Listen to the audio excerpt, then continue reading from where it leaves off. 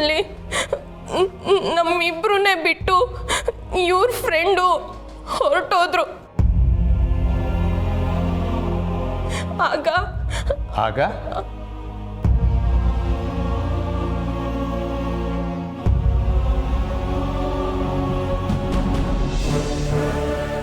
ಆಗ ಇವರು ನನ್ನನ್ನ ಬಲವಂತ ಮಾಡಿದ್ರು ಸರ್.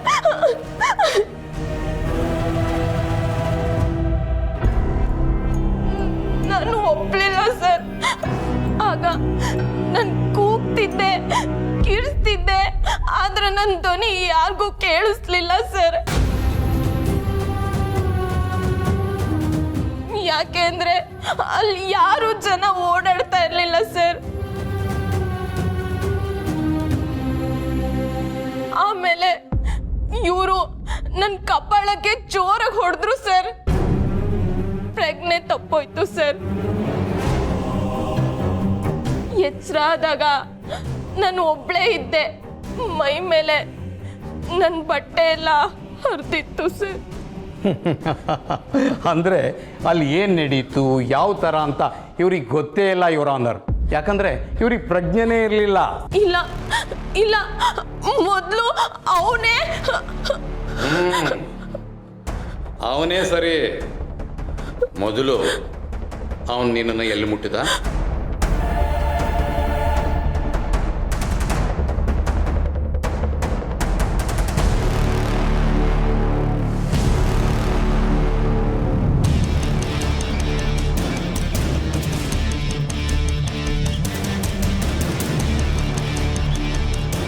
ಅವನು ನಿನ್ನ ಮೇಲ್ ಬಿದ್ನ, ಆಗ ನೀನು ತಪ್ಪಿಸ್ಕೊಂಡ್ಯಾ?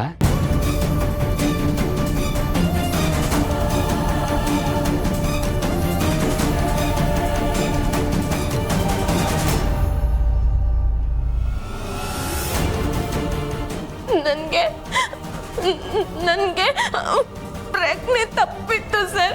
ಅಲ್ಲಮ್ಮ, ಪ್ರಜ್ಞೆ ತಪ್ಪಿದ ಮೇಲೆ ಇವನೇ ನಿನ್ನನ್ನು ಮುಟ್ಟಿದ ಅನ್ನೋಕ್ಕೆ ನಿನ್ನ ಹತ್ರ ಎಲ್ಲಿದೆ ಸಾಕ್ಷಿ?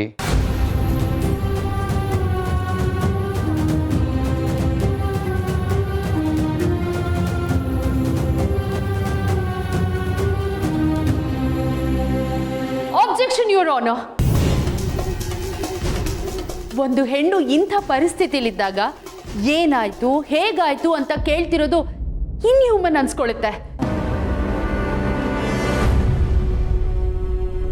ಅತ್ಯಾಚಾರಕ್ಕೆ ಒಳಗಾದ ಹೆಣ್ಮಗು ಹತ್ರ ಎಂಥ ಕ್ರೂರಿನೇ ಆದ್ರೂ ಎಲ್ಲಿ ಮುಟ್ಟಿದ್ರು, ಏನು ಮಾಡಿದ್ರು ಅಂತ ಕೇಳೋ ಮಟ್ಟಕ್ಕೆ ಹೋಗ್ಬಾರ್ದು.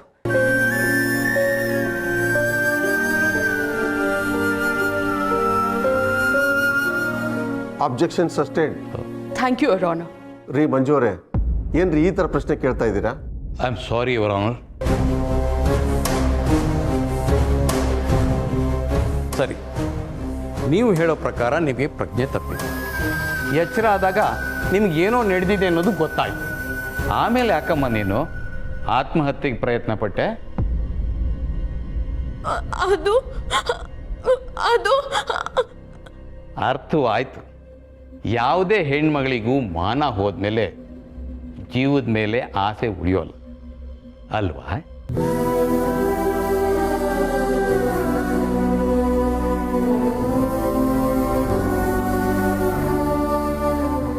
ಯುವರ್ ಆನರ್, ಈಕೆ ಹೇಳ್ತಿರೋ ಮಾತುಗಳಲ್ಲಿ ಈಕೆಗೆ ಸ್ಪಷ್ಟತೆನೇ ಇಲ್ಲ. ಅದಕ್ಕಿಂತ ಹೆಚ್ಚಾಗಿ ಘಟನೆ ನಡೆದಾಗ ಈಕೆಗೆ ಪ್ರಜ್ಞೆನೇ ಇರಲಿಲ್ಲ.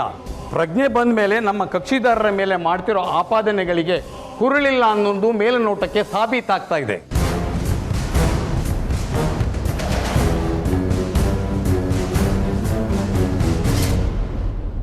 ಇವರು ಕಟ್ಟಿರೋ ಸುಳ್ಳನ್ನ ಭೇದಿಸಬೇಕು ಅಂದ್ರೆ ಹರ್ಷಿತ್ ಅವ್ರನ್ನ ಕಟಕಟೆಗೆ ಕರೆಸಬೇಕು ಅಂತ ಕೇಳ್ಕೊಳ್ತೀನಿ. Permission granted. Harshith Harshith Harshith. Your honour, Harshith Devendra Aras ಅವ್ರನ್ನ ಮೊದಲು ಕ್ರಾಸ್ ಎಕ್ಸಾಮಿನೇಷನ್ ಮಾಡೋದಕ್ಕೆ ನನಗೆ ಪರ್ಮಿಷನ್ ಕೊಡಬೇಕು ಅಂತ ಕೇಳ್ಕೊಳ್ತೀನಿ. Permission granted.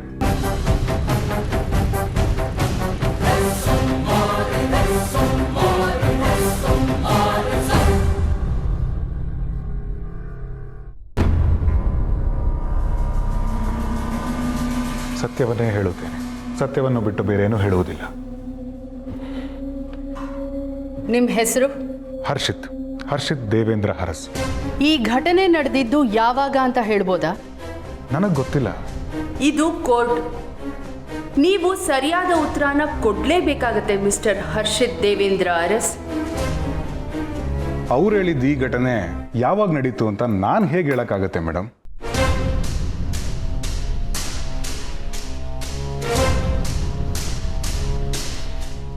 ಓ, ನೆನಪಿಲ್ಲ ಹಾಗಿದ್ರೆ.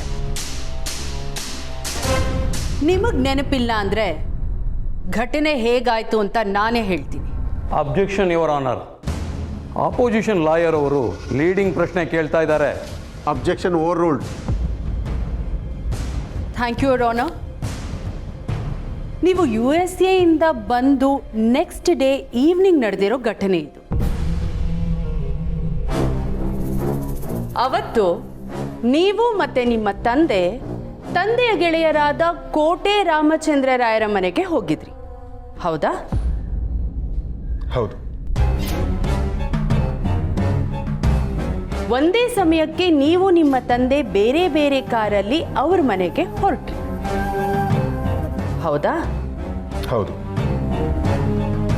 ನಿಮ್ಮ ತಂದೆ ರಾಮಚಂದ್ರ ರಾಯರ ಮನೆಗೆ ತಲುಪಿದ ಕೆಲವು ಗಂಟೆಗಳ ನಂತರ ನೀವು ಅಲ್ಲಿಗೆ ಹೋಗ್ತೀರಿ, ಹೌದಾ?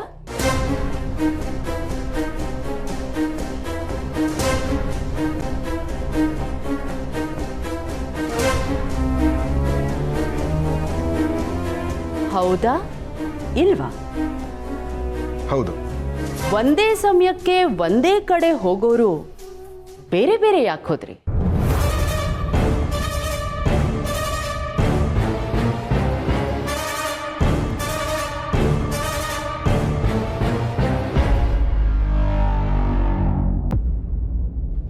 ಹೌದು.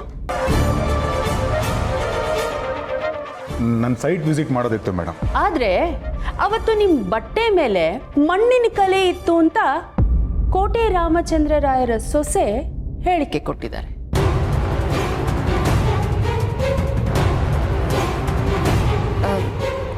ಹರ್ಷಿತ್ ಅವರೇ, ನಿಮ್ಮ ಕೋಟಿಗೇನೋ ಮಣ್ಣಾಗಿದೆ. ಅದು ಸೈಟ್ ವಿಸಿಟ್ ಮಾಡಕ್ಕೆ ಹೋಗಿದ್ನಲ್ಲ, ಅಲ್ಲಾಗಿರುತ್ತೆ. ಸೈಟ್ ವಿಸಿಟ್ ಮಾಡೋರ್ ಬಟ್ಟೆಲಿ ಮಣ್ಣಿನ ಕಲೆ ಹೇಗೆ ಬರುತ್ತೆ? Objection your honour. ಕನ್ಸ್ಟ್ರಕ್ಷನ್ ಸೈಟಿಗೆ ಹೋದಾಗ ಇದೆಲ್ಲ ಆಗೋದೆ. ಮಿಸಸ್ ಪ್ರಕೃತಿ ಅವರೇ, ನೀವು ಕೇಳ್ತಾ ಇರೋದು ಇರ್ರೆಲಿವೆಂಟ್ ಅಂತ ಅನಿಸ್ತಾ ಇದೆ. Thank you your honour.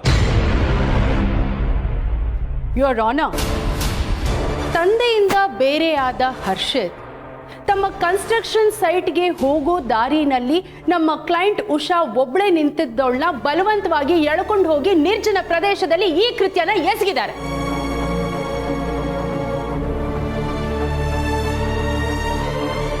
ಘಟನೆ ನಡೆದ ಜಾಗ ಇವರಿಗೆ ಸೇರಿದ್ದು ಅನ್ನೋ ಡಾಕ್ಯುಮೆಂಟ್ಸ್ನ ನಿಮ್ಮ ಮುಂದೆ ಪ್ರೆಸೆಂಟ್ ಮಾಡಿದ್ದೀನಿ ಯುವರ್ ಆನರ್.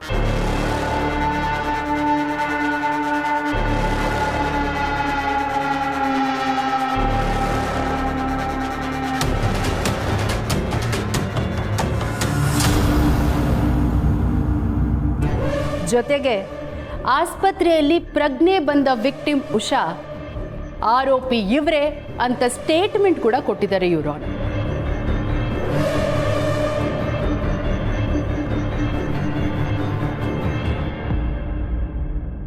ಕಾರಲ್ಲಿ ಉಷಾನ ಎಳ್ಕೋತಿರೋದು CCTV ಫುಟೇಜ್ ಅಲ್ಲಿ ರೆಕಾರ್ಡ್ ಕೂಡ ಆಗಿದೆ.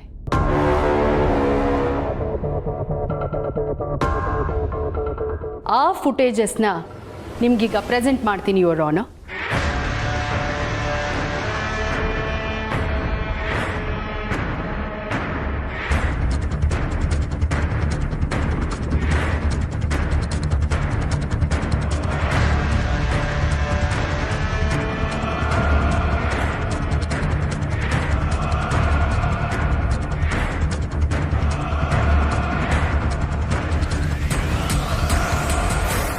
ಮನುಷ್ಯರು ಮಾನವೀಯತೆನ ಕಳ್ಕೋತಿದ್ದಾರೆ ಅನ್ನೋದಕ್ಕೆ ಇನ್ನೂ ಒಂದು ಘಟನೆ ನಡೆದಿದೆ ಯುವರ್ ಆನರ್.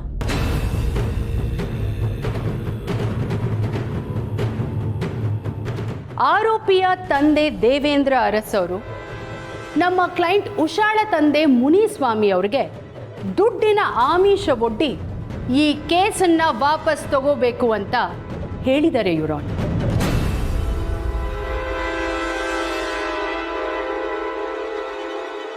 ಇದಕ್ಕೆ ಸಾಕ್ಷಿ ಕೋಟೆ ರಾಮಚಂದ್ರ ರಾಯರ ಹೆಂಡತಿ ಶ್ರೀಮತಿ ಸೀತಾ. ಅವರು ಇವತ್ತು ಈ ಕೋರ್ಟಲ್ಲಿ ಹಾಜರಾಗಿದ್ದಾರೆ ಯುರಾನ್. ಅವರು ಕೂಡ ಸ್ಟೇಟ್ಮೆಂಟ್ ಅನ್ನು ಕೊಟ್ಟಿದ್ದಾರೆ.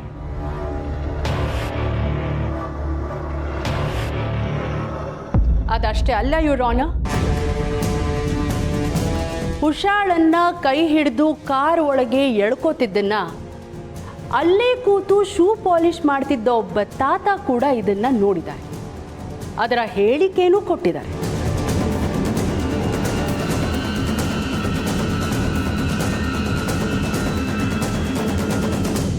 ಆ ಕಾರ್ ನಂಬರನ್ನ ಗುರುತಿಸೂ ಇದ್ದಾರೆ.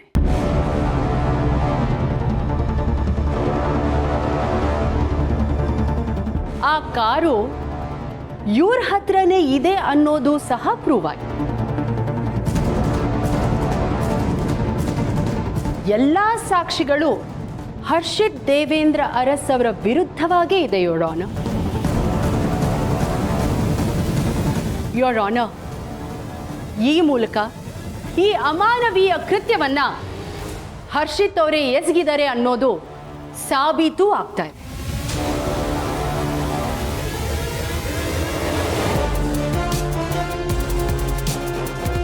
ಯೋರ್ ಆನರ್, ಉಷಾಳಿಗೆ ನ್ಯಾಯ ಸಿಗಬೇಕು ಅಂದರೆ ಆರೋಪಿ ಸ್ಥಾನದಲ್ಲಿ ನಿಂತಿರೋ ಈ ಹರ್ಷಿತ್ ದೇವೇಂದ್ರ ಅರಸ್ ಅವರಿಗೆ ಕಠಿಣವಾದ ಶಿಕ್ಷೆಯನ್ನ ನೀವು ಕೊಡಬೇಕು ಅಂತ ನಾನು ನಿಮ್ಮಲ್ಲಿ ಪ್ರಾರ್ಥನೆ ಮಾಡ್ಕೊಳ್ತೀನಿ ಯೋರ್ ಆನರ್.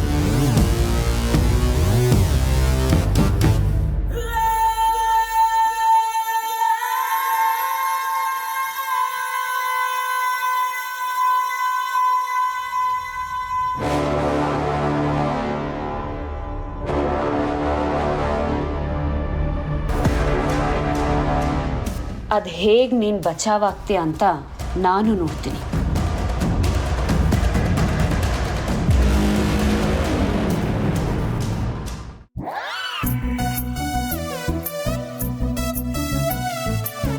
ದಿವ್ಯಾ, ಒಂದು ಗ್ಲಾಸ್ ನೀರು ಕೊಡು.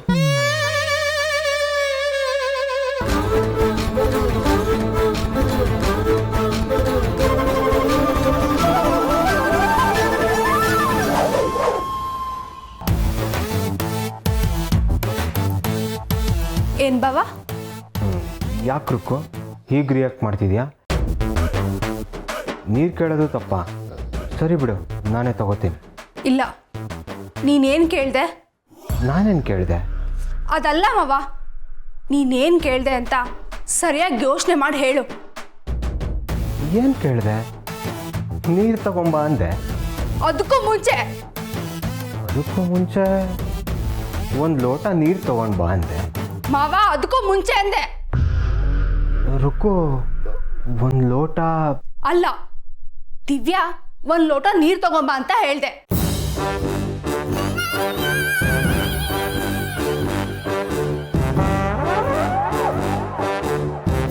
ನಾನು ನೋಡ್ತಾನೆ ಇದ್ದೀನಿ, ನಿನ್ನೆಯಿಂದ ನೀನು ನೀನಾಗಿಲ್ಲ, ಒಂಥರ ಆಡ್ತಿದ್ಯಾ. 3 ಹೊತ್ತು ದಿವ್ಯಾ ದಿವ್ಯಾ ಅಂತ ಜಪ ಮಾಡ್ತಿದ್ಯಾ. ಏನಾಗಿದೆ ನಿನ್ಗೆ? ನಾನು ದಿವ್ಯಾ ಅನ್ನ ಇಲ್ವಲ್ಲ. ಮಾವ, ನನ್ನ ಹತ್ರ ಸುಳ್ಳು ಹೇಳ್ಬೇಡ. ಅಯ್ಯೋ, ನಾನು ಹಾಗೇನಾದರೂ ಕರೆದಿದ್ರೆ ಸಾರಿ ರುಕ್ಕು.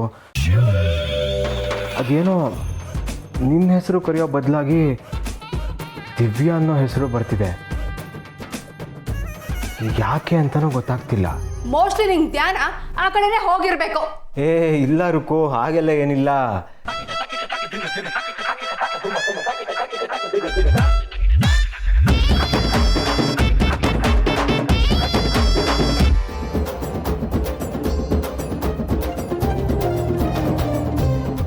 ಬಾಲ, ಹೆಂಡತಿ ಕೈಲಿ ನೀರು ಇಸ್ಕೊಂಡು ಕುಡಿದ್ರೆ ಹೊರಗಡೆ ಹೋಗೋ ಕೆಲಸ ತುಂಬ ಸುಸೂತ್ರವಾಗಿ ಆಗುತ್ತಂತೆ. ತಗೊಳ್ಳಿ.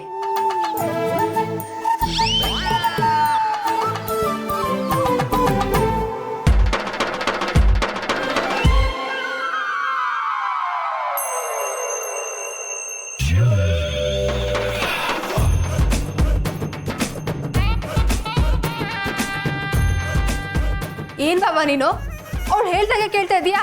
ಇದು ಮೋಸ. ನನಗೇನು ಅರ್ಥ ಆಗ್ತಿಲ್ಲ ರುಕ್ಕು. ನಾನು ಯಾಕೆ ಹೀಗೆ ಮಾಡ್ತಿದ್ದೀನಿ ಅಂತ. ನಿನಗೆ ನನ್ನ ಮೇಲೆ ಎಷ್ಟು ಪ್ರೀತಿ ಇದೆ ಅಂತ ಇವಾಗ ಗೊತ್ತಾಗಿದೆ. I love you Bala.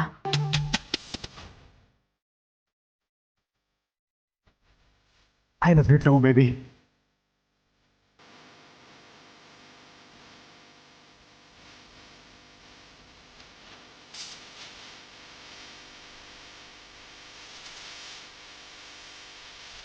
ಚಂದನದಿಂದ ಕೊರೆದ ಬೊಂಬೆಯ ಅಂದ ಚಂದ.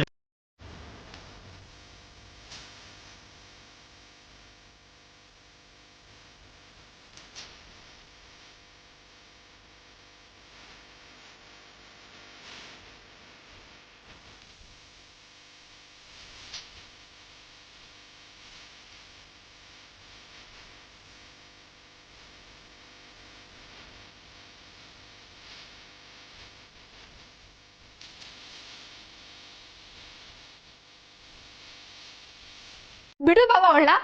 ಏನ್ ತಪ್ಕೊಂಡಿದ್ಯಾ? ಲವ್ ಯು ಬೇರೆ ಹೇಳ್ತಿದ್ಯಾ? ಏನಾಗಿದೆ ನಿನಗೆ?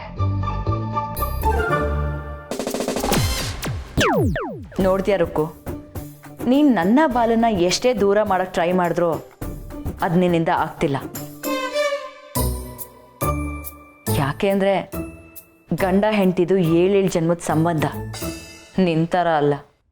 ಮಾವ, ಇದಕ್ಕೆ ನೀನೇ ಉತ್ತರ ಕೊಡು. ನೀನ್ ಯಾಕೆ ಅವ್ಳು ಹೇಳ್ದ ಕೇಳ್ತಾ ಇದೀಯಾ? ಅದೇನೋ ಗೊತ್ತಿಲ್ಲ ರುಕ್ಕು, ಅವಳು ಹೇಳ್ದಂಗೆಲ್ಲ ಕೇಳೋಣ ಅನಿಸ್ತಿದೆ. ಇದು ಒಳ್ಳೆ ಗಂಡನ ಲಕ್ಷಣ ಅಂದರೆ. ಬಾಯ್ ಮುಚ್ಚೆ ಸಾಕು. ನನ್ನ ಮಾವ ಯಾಕೋ ವಿಚಿತ್ರವಾಗಿ ಆಡ್ತಿದ್ದಾನೆ. ಅದಕ್ಕೆ ನೀನು ಏನೇನೋ ಅನ್ಕೋಬೇಡ.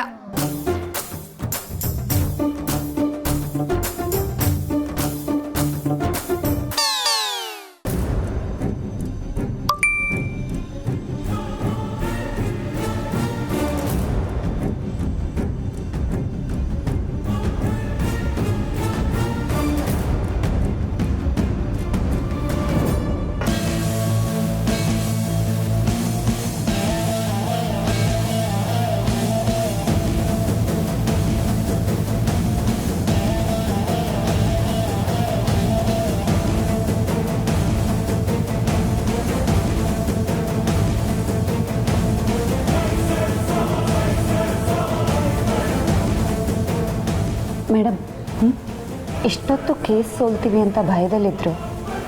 ಆದರೆ ಈಗ ನೋಡಿದ್ರೆ ಅವ್ರ ರಿಯಾಕ್ಷನ್ಸೇ ಚೇಂಜ್ ಆಗಿದೆಯಲ್ಲ, ಏನಿರ್ಬೋದು?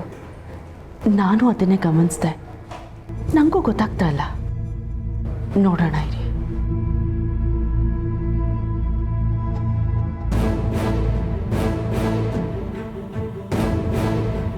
ಯುವರ್ ಆನರ್, ಮತ್ತೆ ಉಷಾ ಅವರನ್ನ ಪ್ರಶ್ನೆ ಮಾಡೋದಕ್ಕೆ ಅವಕಾಶ ಮಾಡಿಕೊಡ್ಬೇಕು ಅಂತ ತಮ್ಮಲ್ಲಿ ಕೇಳ್ಕೊಳ್ತಾ ಇದ್ದೀನಿ. Permission granted. Thank you your honour.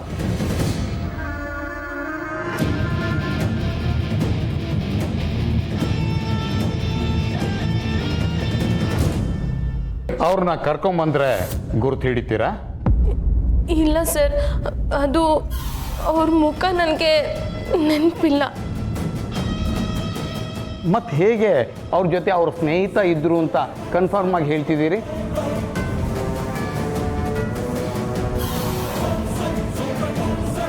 ಇದ್ರೆ ಅವ್ರ ಗುರುತು ಹಿಡಿಬೇಕು ಅಲ್ವಾ?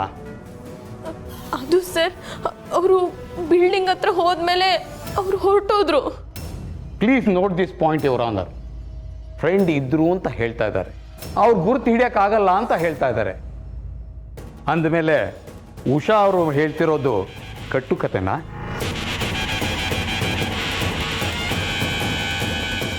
ಇವ್ರನ್ನ ಕಿಡ್ನಾಪ್ ಮಾಡಿದ ವ್ಯಕ್ತಿ ಅತ್ಯಾಚಾರ ನಡೆಯೋ ಸಮಯದಲ್ಲಿ ಅಲ್ಲಿ ಇರಲಿಲ್ಲ ಅಂತ ಹೇಳ್ತಾರೆ, ಹೊರಟೋದ್ರು ಅಂತಾರೆ. ಇದನ್ನ ನಂಬೋಕ್ಕಾಗತ್ತಾ ಇವರನ್ನ? ಆದ್ದರಿಂದ ನನ್ನ ಕಕ್ಷಿದಾರ ಹರ್ಷಿತ್ ದೇವೇಂದ್ರ ಅರಸ್ ಅವರನ್ನ ಸುಳ್ಳು ಕೇಸಲ್ಲಿ ಫಿಟ್ ಮಾಡೋದಕ್ಕೆ ಇವರು ಕಟ್ಟಿದ ಸುಳ್ಳಿನ ಕತೆ ಇದು ಯುವರ್ ಆನರ್.